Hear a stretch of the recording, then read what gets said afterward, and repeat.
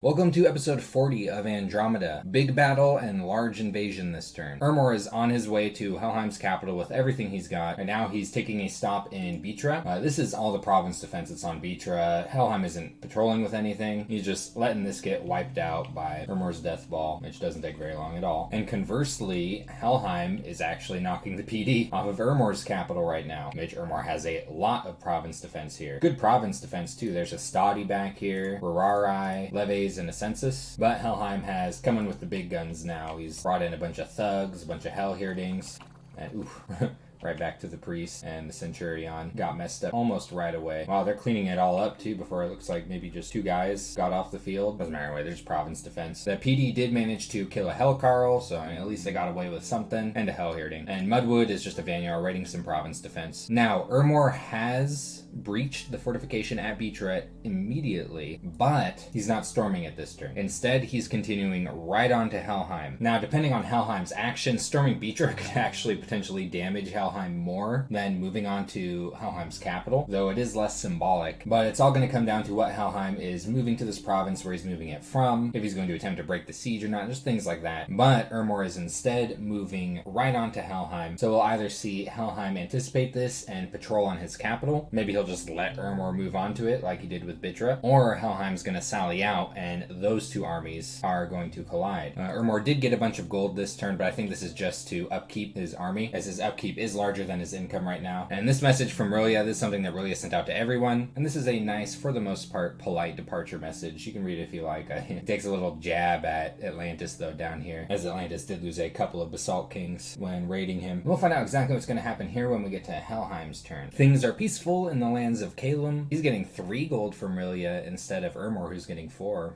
He found 2 magic sites this turn in Fungwood, a starlit pond, and an enchanted gate, so 2 more astral pearls a turn. I'm sure that's welcome given how much he's been spending astral pearls lately through casting Call Celestial Yazad, which he's doing for a 3rd time this turn. This second Celestial Yazad he got is this guy right here, who is Air 2 and Astral 4. Astral 4 is a huge deal. Of course, it's not as important for him, at least when it comes to just unlocking spells at that level of astral. As you know, this requires Astral 4 to cast, but say for example that he, instead of with his Pretender, that he broke into this spell with his Adepts of the Iron Order. That's a Crystal Coin and a Starshine Skullcap to get to Astral 4, then they could cast Call Celestial Yazad, and now you have a base 4 Astral Mage, who can then further climb Astral. You know, he could wear the coin and the Skullcap. He could then make a Ring of Sorcery at Astral 6, and now he's at Astral 7. This is why this is such an important mage when it comes to climbing magic. Now, other than that, it's also just a really powerful Astral Mage on a pair of wings. So at this point, I think maybe he's shooting for a Yazad with high fire, or the one that has nature on it, because he's piss poor with nature right now. He's just got people like Tumbo here. And with his 0 nature gems a month, I'm sure he would love to do more thorough nature site searching. Only 1 Yazad has nature on it though, so it's not entirely likely he's going to land it. Now, he does have just about enough death gems to call a Yada, and I'm kind of expecting him to do this next turn since he's running low on Astral Pearls. So I think we'll get to watch him roll the dice on these for a couple more turns now. The nest of an Amphis Bana. I don't remember exactly what an Amphis Bana is. I think it's like a 2-headed snake. Like a snake where there's a head on its tail as well as its head, not like a forked, kind of like a Hydra double-headed snake, but just like a weird snake with a head on each end. I'm gonna look this up. Nice, so I was spot on. Looks like my Greekaboo phase wasn't for nothing. Doesn't exist as a unit in Dominions though, unfortunately. Maybe they should slap them in since they at least exist in events. 18 gems though, not too bad. All these movements are just site-searching movements, except for this one. I'm not sure what the idea is here. He's just moving a fire mage with a whole bunch of corpse constructs, Banded Hills. He's already searched this for fire too. I don't see any events that, I don't know. We'll just have to keep watching, see what he's got in mind there. Something I will say though is that,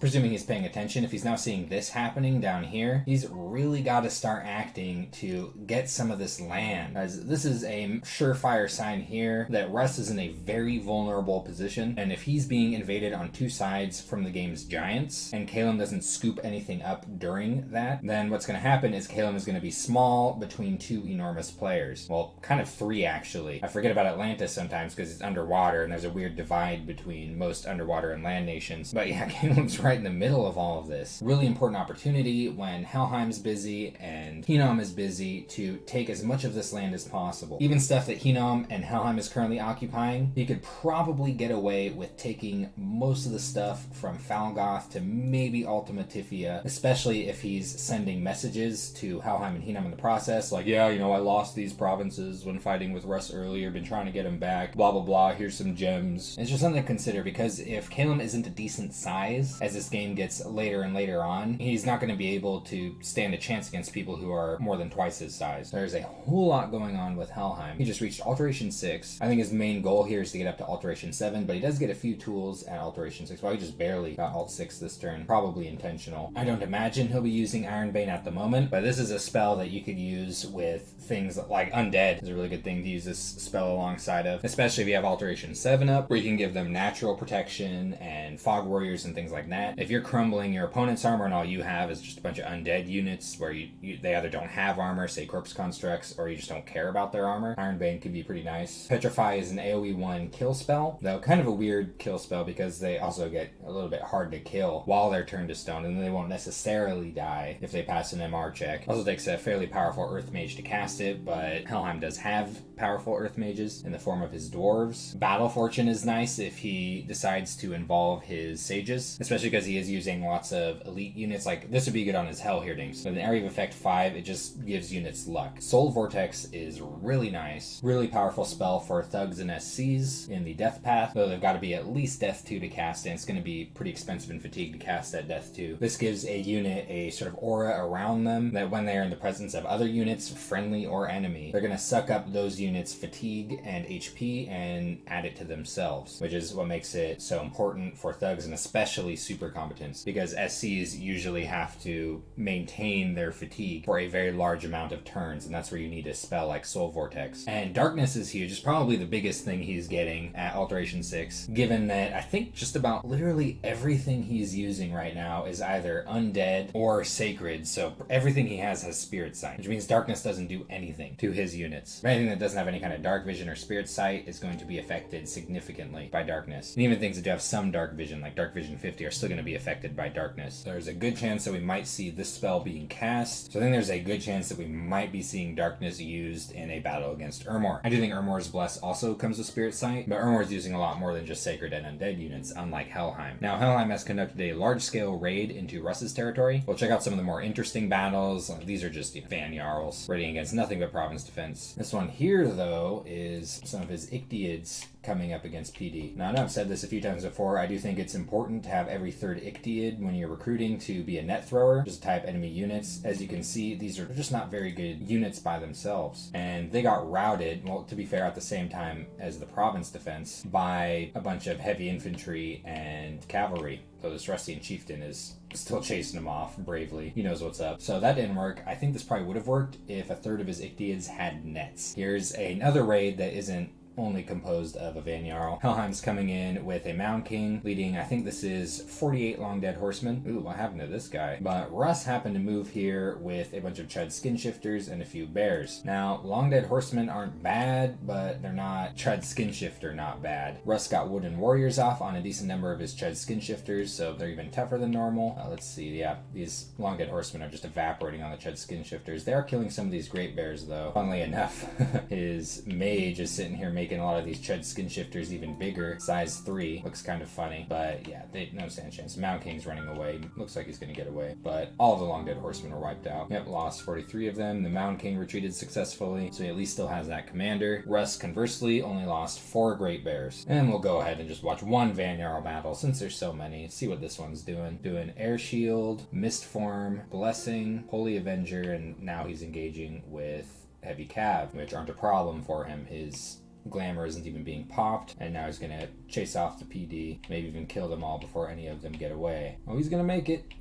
Oh, no. And this is Helheim's movements for the turn. He's breaking siege with a lot of the stuff that's in Bitra right now, moving most of his stuff from Helheim and the surrounding area right onto Bitra. Now, I'm not 100% sure how this is going to work out. I think because Urmor is moving his army into Helheim, that there's going to be a battle either in Helheim or Bitra, and I'm not sure if there's like odds between that. If it's like a 50-50 thing, kind of like when, say, two people move onto the same independent province, like when they bump, and it's just by chance whether someone fights the independents before they fight the person they're bumping with first. What that means is that it's going to be a lot better for Urmor to fight Helheim in Helheim than in Bitra, because there's going to be a lot of stuff on Bitra. But I honestly don't know exactly how these mechanics work out. As you know, there's a siege breaking here. I suppose we'll find out next turn. I think if the battle happens in Bitra, that Urmor is screwed, but he might have a shot if the battle happens in Helheim. At the same time, what's going on in Helheim is really disgusting. There's a lot of Hellhirdings here. There just isn't quite as much mage and thug support as what's coming to Bitra. Now, other thing that's going on with Helheim is he did find a magic site in Bogatin, a Thunder Oak, more air gems. Nothing wrong with that. Scooping up some briny gold out of the water, and it looks like he's keeping most of his stuff here on Urmor. He's moving one Van Jarl out to, I guess, try to take Camia, depending on where Russ moves this army, and is continuing his raids in the region, recapturing some of this territory that Russ took, moving further in all the way here to Falgoth with this Van Jarl, and is otherwise just doing some site searching stuff elsewhere in his lands. There's a lot of site searching he could be doing over in this region. He's obviously been distracted, but when it comes to tightening your gameplay, it would at least be good to have a couple of death mages in this region doing some site searching, like even just death ones. The sky is falling on top of Russ. He did just reach enchantment 5 this turn, because he's not like a death nation or a foul vapors nation. It doesn't really mean a lot for him. Like, he's getting elemental awards. That's really just about it. Now, Russ's large army has finally come up against Hinnom's large army. Russ's strategy for the most part seems to be centered around having just superior sacred units, though he does have a lot of priests here with scepters of authority. This is going to allow them to spam combustion. He's got a couple of Russian wizards here who are going to be casting Swarm, as well as his Prophet Mage, which is just tough. Hinnom has a lot going on over here. In the front line, he has some F2 Amis. They've got fire in the jars, and they're going to be summoning fire elementals. Behind that, he's got a little box of PD, a couple of rows of undead, some N2 Achas. I'm pretty sure that these are casting Creeping Doom, which is a more powerful version of Swarm. Then behind the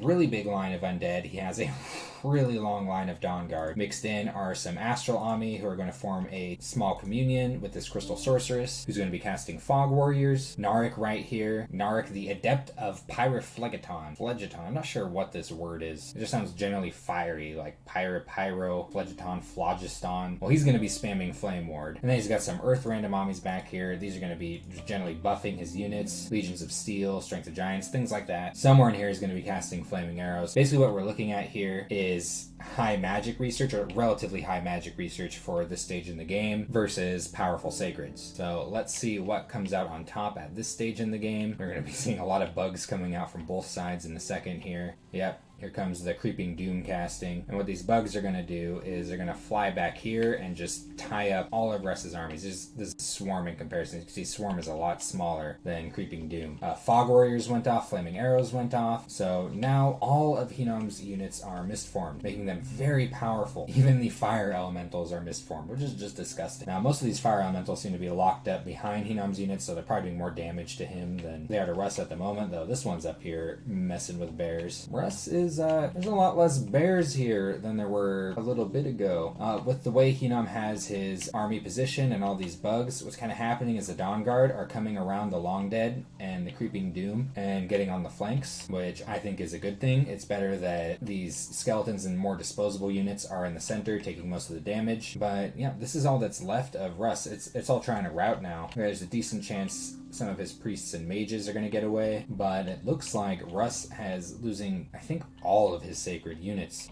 Conversely, it doesn't look like Hinnom has lost very much at all. It's kind of hard to tell just visually, especially when everything's misformed and blending in with each other, but there's still a lot of Dawn Guard present over here. Uh-oh, Rusty and Wizards are still asleep. These bears are getting paralyzed. Look at this 33 paralysis as they try to run away, so even they're getting cleaned up. So I think this is a really good demonstration of why, even though sacred sacred units with like a good bless are really powerful in the early game, why that starts to fall off as soon as people start hitting major research goals like Alteration 7. Because the results of this is Russ lost almost everything. 48 out of 49 Ched skin shifters, 45 out of 48 Great Bears, both of the Rustian wizards he brought along, a priest, whereas look at what Hinnom lost. I actually suspected that Hinnom lost a lot more than this. All Hinnom lost was 30 Long Dead, which is dirt. That's less than 10 death gems. Perfect demonstration of how once you reach mid-game, power starts to veer away from sacred units with powerful blesses. Very, very clean play from Hinnom. Though it took him a minute, he got his Crystal Sorceress here just in time to cast Fog Warriors. Now something you'll notice is that look at these Ched skin shifters, the amount of kills they have in the Great Bears. Almost 200 kills between them. This is the power of creeping doom. Because you see, Hinnom didn't lose 200 units. These sacreds here had to hack through dozens upon dozens of giant critters just to get at Hinnom's army. Which means by the time they get to Hinnom's army, they're heavily fatigued. So really informative battle here. Really bad for Russ. I feel really sorry for him. I don't know if he expected to win that battle, but I don't know if he thought it would go that badly. Elsewhere, he's just had a couple of Call of the Winds raids. This one was successful. This one's kind of funny though. This one here came down on Son of Hinnom's own Blackhawks. So bird fight. Ooh, that was, what the heck just happened? Well, Russ got routed, I suppose. That was weird. That was a really weird to watch battle. I'm gonna watch that again. This time with colors enabled. So the white blackbirds against the brown blackbirds. All right, so let's see what the heck is going on here. They fly up, then the browns, the brown squares come down, and the birds come right back down around these Blackhawks. There's a whole bunch more white Blackhawks here than the brown ones. And they're flying up again. What the heck? Flying combat is so freaking weird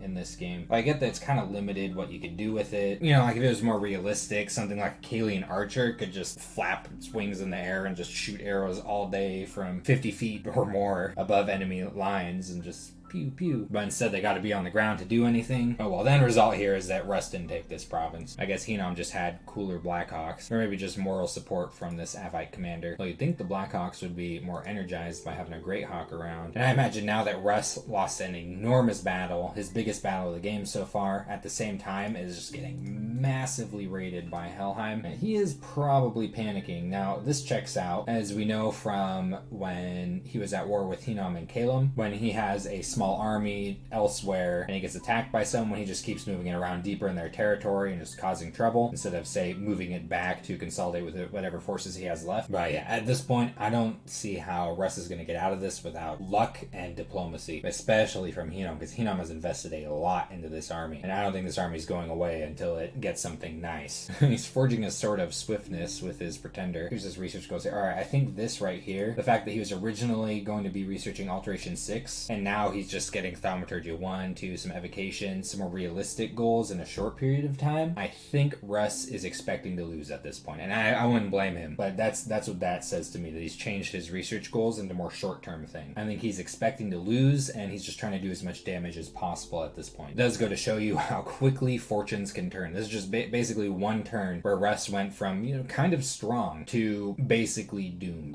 Hinnom, on the other hand, is probably feeling really good right now. He just got to evocation 4, not an enormous research goal. I think he's just climbing up so it's easier to get higher up in evocation when he needs to, and he is going for construction 6 now, which is a really nice research goal, as that's what opens up most of construction. The spirit of Netanyahu, god of Hinnom, has awoken, and sure enough, it's a slab of rock. Now, it's not an air-earth astral slab of rock, which I thought it was going to be, but just because I lazily misread this, saw the MR bless, but if you actually look closer, it's just MR1. This is from a throne. But yeah, just air 4, earth 4, and near perfect scales on top of that. I do think they recently nerfed the cost of this a little bit. For a second there, this was like by far one of the most efficient imprisoned scales pretenders, and I still think it is. But yeah, just a slab of rock. He's instantly making a winged helmet with it, which is an air booster. I doubt he has immediate plans for that air booster. I think he's just keeping it busy with things that only it can do. It can't even wear the helmet, so he can't, like look at this slot. This is the downside to using a slab of rock like this. It only has one miscellaneous slot. That sucks. So he can't do something like forge a bag of winds or even just climb air at all. You need like a ring of wizardry or empowerment to climb air with this thing. It would be easier to climb air with an Ami at this point. An adventurer returning from Ruins Deep has returned insane, carrying a magic lantern. Oh, he got a lightless lantern. Presume he passed that off immediately to somebody. I don't see it anywhere. There's probably someone holding it somewhere. Basically, it's a research booster. Sort of like an owl quill, but use fire gems to make it, and it's a lot better than an owl quill at the cost of potentially horror marking attacking whoever's holding it. I presume once he reaches construction 6 that he'll be making a lot of them. No magic science this turn with arcane probing. He's casting astral window to get some eyes on what's going on further into Russ's territory. He has not seen Helheim yet though. He's going to next turn, I presume, as Helheim is moving here into Falgoth. Hinnom is going to have to move quick if he wants to take, say, for example, Russ's capital without having to push Helheim off of it. Hinnom is definitely in a stronger position when it comes to projecting power into this region at the moment, especially because Helheim is tied up with most of his stuff over here. So Hinnom should be able to come out on top. It just comes down to information. Like, as you can see, he doesn't have a whole lot of scouting going on over here. If he did, he would be able to make much more informed decisions. He would know that Helheim is invading over here, that Russ doesn't actually have that much behind that army, which would allow him, I think, to commit a lot more of it. Like, he'd be able to raid more freely with his Melkarts. I mean, he is moving Attica down here. By this point, I think he's just going to be keeping his death ball together. There's a lot of nature gems in that battle, but he's still got some. Moving some more long dead behind this, probably a sieging force. So I think there's a good chance, especially considering that these are mainly giants with significantly high siege strength compared to a human-sized unit. Actually, look at the long dead Rephi siege strength. That's actually really good. This isn't something that I noted about them when I was doing a video on long dead. This army will probably insta-crack anything that Russ has built up over here. Atlantis is raiding Rillia's last province. A very pretty underwater fort. Not sure why they don't just swim over the walls, but depicting an underwater fortress I guess isn't something that they've done yet with Dominions. It would be kind of cool, as I imagine an underwater fort would be something more like a dome, if not just a hill that's been tunneled into. But yeah, it really doesn't really have anything going on here. It's just some polypole mothers. They're pretty efficient mine blasters. There's also some polypole spawn here with their little tentacles, and are at least armor negating. And Atlantis seems to have just come here with some random crap. Not like he needs anything more than that. Uh-oh. Are these things even going to be able to do any damage? Little shark swimming around. Doesn't look like it. Yeah,